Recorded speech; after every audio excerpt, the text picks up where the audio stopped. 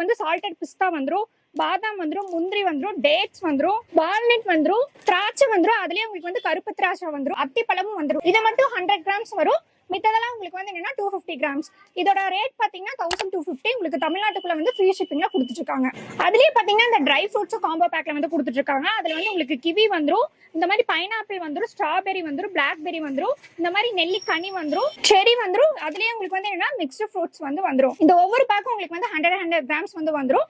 இதோட ரேட் பாத்தீங்கன்னா 450. உங்களுக்கு தமிழ்நாட்டுக்குள்ள ஃப்ரீ ஷிப்பிங்ல கொடுத்துட்டு இருக்காங்க. நெக்ஸ்ட் பாத்தீங்கன்னா அதுலயே உங்களுக்கு சீட்ஸ் காம்போவும் வந்துரும். உங்களுக்கு சியா சீட்ஸ் வந்துரும், பம்ப்கின் சீட்ஸ் வந்துரும், சன்ஃபிளவர் சீட்ஸ் வந்துரும், வாட்டர்மெலன் சீட்ஸ் வந்துரும், ஃபிளாக்ஸ் சீட்ஸ் வந்துரும், சப்ஜா சீட்ஸ், இது எல்லாமே வந்துரும். இதோட ரேட் பாத்தீங்கன்னா 300.